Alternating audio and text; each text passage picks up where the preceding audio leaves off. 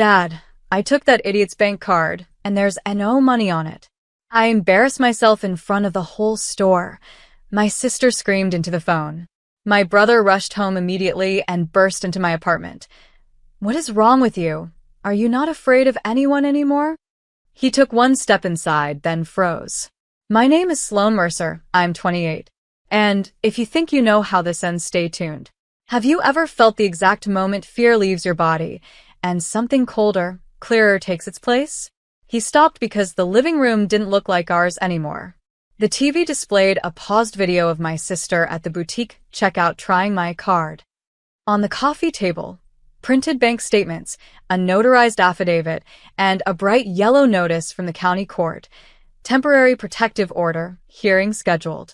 By the door, a locksmith tightened the last screw on a brand new deadbolt while our building's security supervisor logged serial numbers of the keys. Hi, I said evenly. Before you ask, that idiot's bank card you stole was a merchant-restricted decoy with a $0 limit. The real accounts moved weeks ago.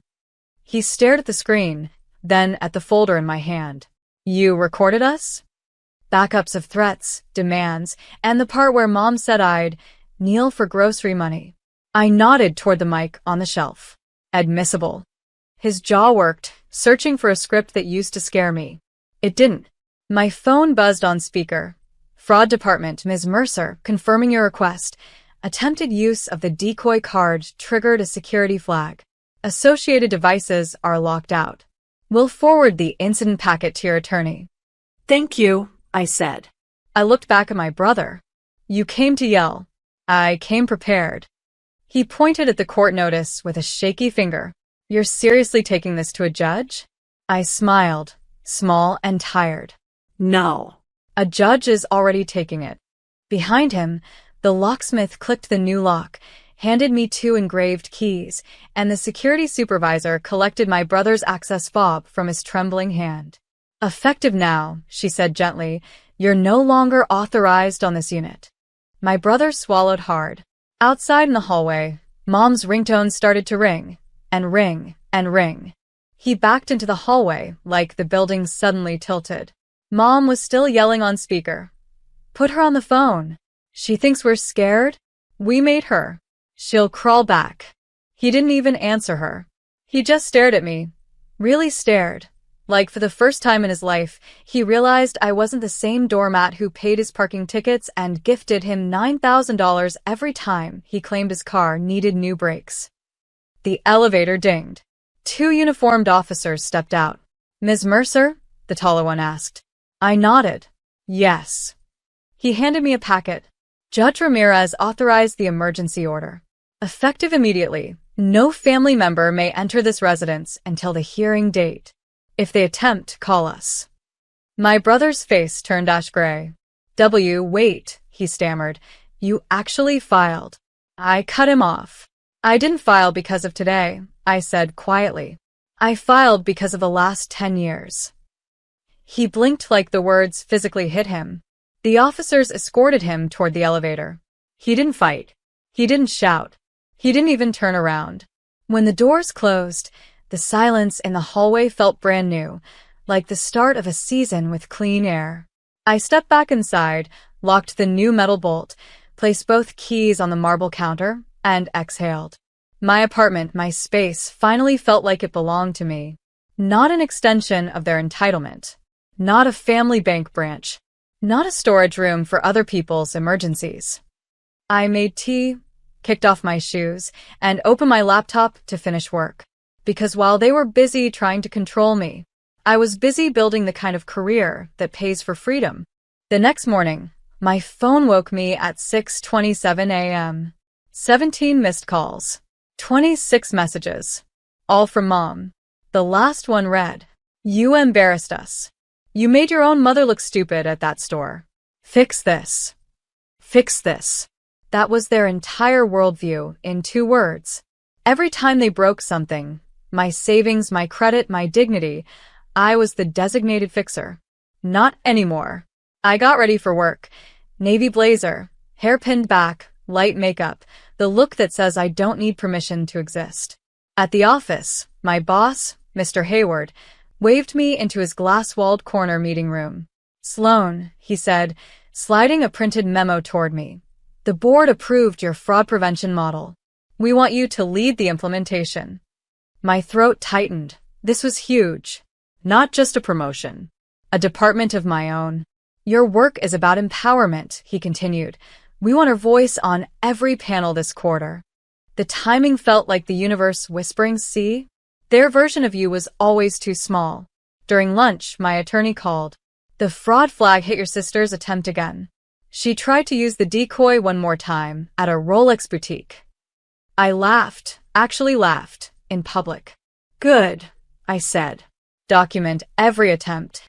When I returned home that evening, someone had slipped a handwritten note under my door. "Dad says you're heartless. We just wanted what you already have. Why couldn't you share?" "Mom." I folded the paper carefully. Not emotionally, logistically. Because in my new world, evidence is not sadness. Evidence is leverage. Evidence is freedom. And I wasn't done yet. Saturday morning, I drove to the bank in person. Not because I needed to, everything was already secured, but because I wanted physical, notarized copies of every detail. The branch manager, Miss Collins, greeted me instantly. "Ms. Mercer, we've been expecting you." She brought me into her office, closed the frosted glass door, and placed a thick file on her desk. "All attempted transactions from your sister's failed card usage," she said, "plus the voice transcripts from your mother's calls demanding access." She slid me a signature pen. "We can attach these directly to your protective order case." As I signed, Miss Collins leaned forward. "You'd be shocked," she whispered, "how often the biggest financial abusers are blood relatives." I wasn't shocked. Not anymore. When I left, I had a folder that weighed about as much as the truth I'd been carrying for years. But now that truth had paper trails and legal teeth. At home, I set everything onto my glass dining table and froze. Someone was sitting on my hallway floor. Dad. He looked smaller than I remembered, slumped, exhausted, with his hands clasped in front of his face. "I waited here for 2 hours, he said quietly. He didn't yell. He didn't accuse. He just looked defeated. "Sloan, your mother is hysterical. Your sister said you're trying to destroy us." I set down my keys. "I'm trying to stop being destroyed by you." He rubbed his forehead. "We never meant." I raised my hand. "No more excuses. I didn't start the war. I ended the free access." His eyes flickered, shame, guilt, fear, maybe all of it. Finally he whispered, voice barely audible. "Your sister wants to talk. She's coming here." I didn't flinch. "Good," I said. "I want her to see what she started." 20 minutes later, the elevator dinged, and my sister walked out like she owned the entire floor. Full makeup, designer coat, sunglasses inside, like she was arriving at a red carpet event, not a crisis she caused. She didn't even look at me first. She stormed straight past Dad, dropped her luxury purse on my counter, and snapped. "Fix my card." I leaned against the island calmly. "Sit." She froze because she wasn't used to that tone from me. Dad sat down slowly, like he already knew something was about to break open. My sister crossed her arms, chin lifted. "You owe us that money. You wouldn't have anything if it wasn't for Mom and Dad raising you." I let her finish, every delusional syllable, then slid the entire folder from the bank across the counter. She barely touched the first page before her face changed. Screenshots of her attempts. Audio transcripts of her demands. Fraud flags. Her signature forging mine on a loan form from months ago. Her lips parted. "I never signed that." I turned my phone toward her. Paused on her own voice print identification clip. "You did," I said quietly. Dad's face drained of color. My sister stumbled back, one step like the floor shifted under her. You set me up." "No," I said. "You set yourself up. I just stopped covering your tracks." Her breathing sharpened. "What are you going to do with this?" she whispered. I looked her right in the eyes. No anger, just clarity. I already did. Her pupils dilated. Pure recognition. She realized she wasn't dealing with a sister she used to bully. She was dealing with a woman who finally played on equal ground and came prepared. Dad sank into the dining chair like his knees gave out. My sister clutched the counter, voice trembling now, not with rage, with fear. "Are you pressing charges?" she whispered. I didn't answer immediately.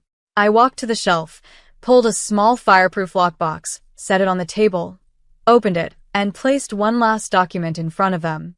IRS notification, inquiry initiated. My sister gasped. Dad's hand covered his mouth. "I didn't file that out of revenge," I said calmly. "I filed it because you used my SSN to claim dependents that aren't mine." Her face went white. Dad whispered, barely breathing, "Oh God, you told the IRS?" "Yes," I answered. "And they'll find everything I never knew, and everything you never thought I'd find." My sister suddenly grabbed my wrist. "Sloan, please, please, you don't understand. I didn't think you'd actually fight back." Exactly. That was the entire story of my life in one sentence. I gently removed her hand. Dad tried a different angle, the soft guilt hook. "We're family, we can fix this, just stop the process." I looked at him with a kind of peace that only comes when a lifelong illusion snaps. "Family is a verb," I said, "and you never did it." My phone buzzed on the counter. Email, protective order, confirmed. Enforcement active. I turned the screen toward them. "This isn't about punishment," I said. "This is about consequences." Dad stood slowly. My sister wiped mascara streaks from her cheeks. They walked to the door in silence. And for the first time in my life, they left without slamming it. The next 48 hours were a strange echo, quiet, heavy, unreal. No calls, no threats, no demands, just stillness. I watered my plants. I meal prepped. I went to work. Normal things, except they finally felt like they were actually mine.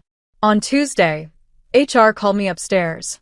They wanted to inform me, formally, that our company selected me to represent our division at a cybersecurity summit in DC. A national panel. Me. A girl my family once said wasn't smart enough to manage a checking account. Funny how people who treat you like a fool panic when you stop acting like one. After work, I picked up a small apple tart from the bakery downstairs, a silly tradition of mine for small victories. When I got home, there were no notes under the door. No sabotage. No drama. Just quiet. I washed my face, tied my hair in a bun, sat cross-legged at my new dining table, and opened my laptop. New email. From a woman named Marina. Subject line. "Your story saved me." Her message was short, but it shook me. I saw your talk online. My sister drains my accounts. Yesterday, I closed access. For the first time, I can breathe. I stared at that one paragraph for a long time. Maybe this whole thing, all the pain, all the betrayal, wasn't just for escape. Maybe it was for direction, hope, blueprint. Maybe we survive, so someone else doesn't break the same way. I closed my laptop gently. This wasn't the end. It was the pivot. A year later, I stood in a conference hall in DC. Lights dimmed, cameras focused, rows of women in business suits watching me as I spoke. Not as a victim. Not as the quiet daughter who used to apologize for existing. As a keynote speaker. As a subject matter expert. As a woman no one could financially leash ever again. My boundaries didn't destroy my family, I said into the mic. They just revealed who wanted access, not connection. When I finished, the room rose in a standing ovation that moved through the hall like a wave. Not applause for revenge, but recognition of evolution. Back in my hotel room that evening, I opened my balcony door and let the cold air rush in. Down below, taxis slid through wet pavement and streetlights blurred gold across the asphalt. The world looked clean, sharp, Owned. My phone buzzed. Unknown number. I didn't jump anymore. I read calmly. "We saw your speech online. We had no idea. Dad." For a moment, I just stared at those 9 words. No apology. No accountability. Just awareness. Too late to matter. I typed 3 words back. "Take care. Goodbye." Then I blocked the number. I closed the curtains, brewed chamomile tea, and settled cross-legged on the hotel bed with my laptop open, reviewing applications for the new program I'd built. Secure banking for estranged women. I approved 3 new applicants before midnight. 3 women would wake up tomorrow with access protections my mother tried to rip from me. 3 women would never kneel for grocery money. 3 women would never hand their paychecks to someone who used family as a leash. I set my mug on the nightstand, closed my laptop, and looked out into the dark city. I wasn't running from anything anymore. I was building. For myself. For others. For every woman who learned, the hard way, that blood doesn't guarantee safety.